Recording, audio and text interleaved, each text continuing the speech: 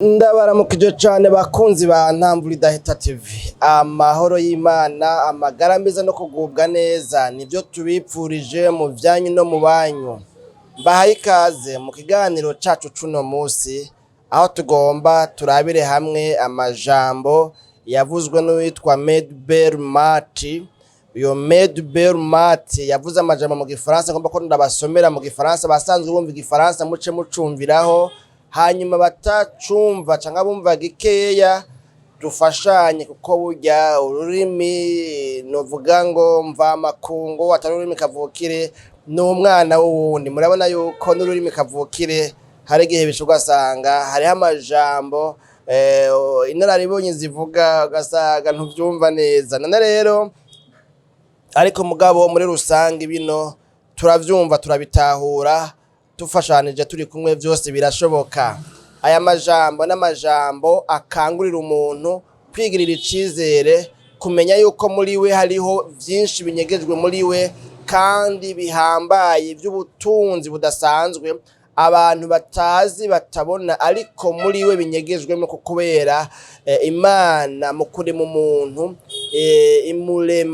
imuremanye n'itunga ritagira akagero.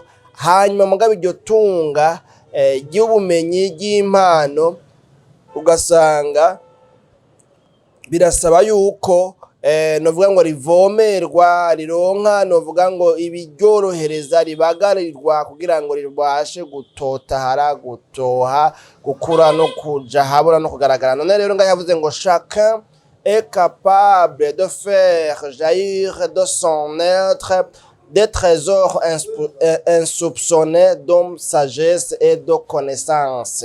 Chacun est capable de faire jaillir de son être des trésors insoupçonnés de sagesse et de connaissance. Tubizanye mu Kirundi, uyu Medbel Mati yavuze ngo umuntu wese arashoboye gutuma muri we hagaragara novuga ngo haja ahabona itunga ridasanzwe abantu batigeze bamenya, abantu batigeze bamubonamwo, ivyo abantu batigeze bamubonamwo, ivyo abantu batigeze bamumenyako, ivyo abantu batigeze novuga ngo baca n'ikanda yuko binyegejwe muri we.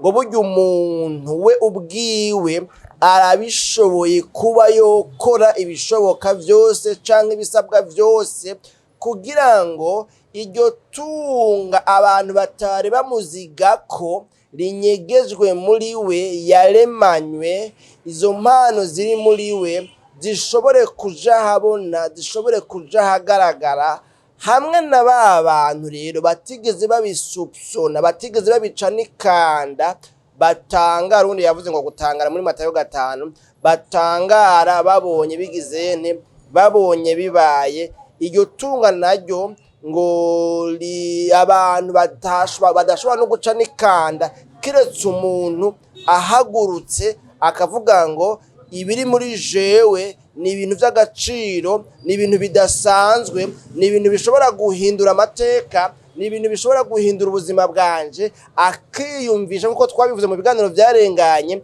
yuko nawe ataremanywe ubwonko bwuzuye amazi, ataco ubwo bwozovamwo. Umuntu akiyumvisha yuko ataremwe nk'igikopo ngaho oya botembagaza kikagenda kiravuza induru, ahubwo akiyumvisha neza yuko nawe yaremwe nkuko abandi baremwe, yavukiye ku mezi 9 nkuko abandi bavukiye ku mezi 9, kandi yuko nawe naho kumbure yoshobora kuba atakuriye, atavukiye canke ngo yongera kurire mu makondisyo ari favorable, akumva neza yuko igihe cose ahisemwo guhaguruka ngo aharanire agateka kiwe, aharanire kazoza kiwe, aharanire gushika kumbona kazoza kiyiwe, yiyumvisha yuko rero bishoboka.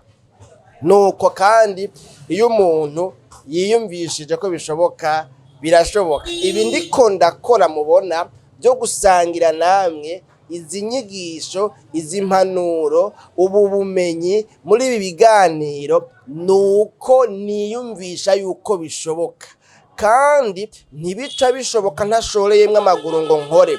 Kugira ngo bigaragare yuko bishoboka, bisaba yuko bibanza kuba mwiyerekwa, novuga ngo mumbona kazoza, mu migambi, nkumva ngize ugushaka, nkumva yuko ndavyiyumvishije, hanyuma iyo nzara n'inyota yo kubibamwo, yo kubikora, yo kubishikako imaze kumbamwo yagutse, ica insunikira kubikora, hanyuma ndayumviye nkayemerera nkajamwo nkakora, nsanga vyakunze. Ariko ntakoze nshobora kuguma nubaka amazu, banavuga ngo kubaka amazu mu Buyapani, ariko mugabo wibereye ngaha. Kubera iki?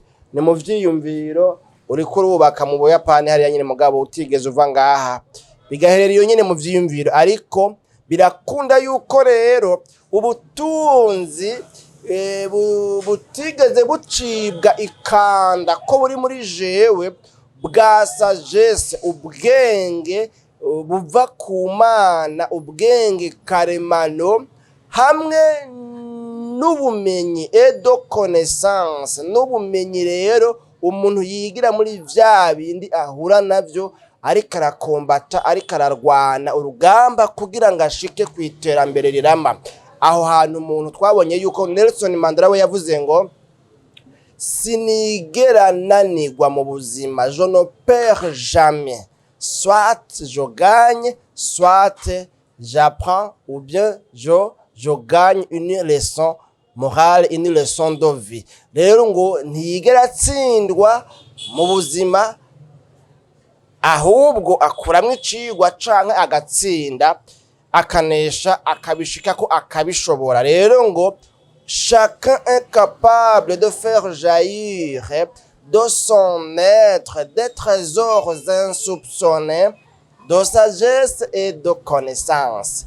Wewe uri kurakurikirana kino kiganiro cacu kuri Ntamvura Idaheta TV, nagomba ngo ntera nsozera ndakumvishe neza, kandi ndagutera intege nawe ngo uvyiyumvishe, ubigiremwo uruhara, wiyumvishe neza yuko bishoboka.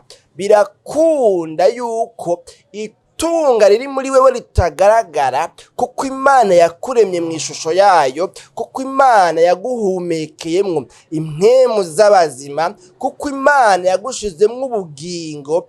Birashoboka cane ugasanga hari itunga ridasanzwe riri muri wewe, ariko ridashobora kugirane kuja habona, kugaragara, kiretse wewe wemeye kubigiramwo uruhara. Haguruka wironderemwo ivyanyegejwe muri wewe, kura ubwoba bufatiye ku vyo wabonye waciyemwo, kura ugukekeranya, kura ukwigaya, ukwisuzugura gufatiye ku vyo bakubwiye vy'abiwanyu, kw'abiwanyu batigira bashika aha canke hariya. Oyaye, ahubwo vuga ati abiwacu nimba ayo mahirwe batayaronse, nimba bitakunze, suko ubwonko bwabo bwari bwuzuyemwo amazi, suko vyari bitono vide, ahubwo ni kubera nyene ayo mahirwe ntayo baronse, canke cari co gihe cabo, canke niko vyategerezwa kugenda, kubera yuko nabo batagize ni umuntu novuga ngo arapfa umukeno, canke umuntu ugasanga azize ukutamenya. Menye ngo rero jewe ndatandukanye na bariya, naho tuva hamwe, naho ari umuryango, ndemeza neza yuko bishoboka yuko wewe novuga ngo usa n'ukumengo uritandukanije n'igisokuruza, kubw'ibyo kitashitseko kandi cari gikwiye gushikako, ukavuga ngo jewe ntegerezwa kubishikako naho mu gisokuruza cacu batigeze babishikako. Nana rero kuvuga menshi siko kuyamara, aya majambo twumvise ko buri muntu wese arashobora, byanka byakunda, nta nkeka, umuntu wese Imana yaremye, harimwo wewe, harimwo jewe, arashobora gukora ikintu, gukora ibintu binovuga ngo bisebura, bisimbiza, bikaba inkabuzo, ikabura ibintu binyegejwe muri we by'ibitangaza n'ibimenyetso by'itunga ridasanzwe, itunga ntangere Imana yanyegeje muri we, agasanga bwa bundi yarabizi kandi yarabishoboye, ahubwo niwe yatevye guhaguruka ngo abikore. Birashoboka umuntu wese rero ngo ico kintu arashobora kugikora. Abishobora ryari? Abishobora iyo yemeye kugirane guhaguruka, niho bica bikunda yuko aca bikora bigakoreka. None rero kuvuga menshi siko kuyamara burya, nizera yuko mwamaze kumva. Umuntu ashobora guca yiraba rero agasanga situation arimwo, hanyuma agaca abangabanganisha n'ibyo ari karacamwo. Ubwo wewe by'ukuri ntiwoba ugifise itunga ridasanzwe rinyegejwe muri wewe ushobora gushikako, na cyane cyane ko Imana yakuremye yagushizemo ubushobozi bushobora kurema ikintu kikaremeka. Uravye ibyo abantu birirwa baremvanta, birirwa baradekuvra, birirwa barubura, ntimwimvire ko byose bavyubura, babitora, babishika ko buno bushakashatsi abantu bashakashaka bakabikora. Ntiwiyumvire ngo bose ngo n'ubwenge bahabwa n'ibivajuru bavuga ngo nama alliance, sinzi ibintu nyene nk'ivyo. Oyaye, ahubwo birava mu gukora, birava mu kubirondera. Umuntu agateka umutwe.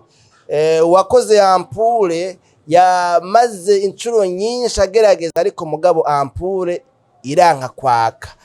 Byarangiye rero namba ngo ku inshuro mengo y'igihumbi agize yente abitoye ampure iraka, itara riraka. Urumva rero nawe wobikora gutyo burya wotinda ukabona ko hari itunga ridasanzwe ry'ubumenyi n'ubwenge Imana yashize muri wewe, kandi ivyo ubumenyi n'ubwenge bikoranye birakora ibintu bidasanzwe, ubuzima bugahinduka, ibintu bikagenda neza. None rero nuko jewe Janvier Manirambona nari nteramanye namwe, ndabikebanuye. Naho utaha mu kiganiro c'ubutaha, nawe ushishikare kuraba ivyo babiri muri wewe usanga ukeneshejwe nuko hariho ibidasanzwe Imana yakuremeyemwo, hari impano idasanzwe Imana yaguhaye, hanyuma ugasanga urayipfanye kandi yari kukubeshaho, yari gutuma ibintu bigera neza, ibibazo bigakemuka. Naho ubutaha mu kiganiro c'ubutaha.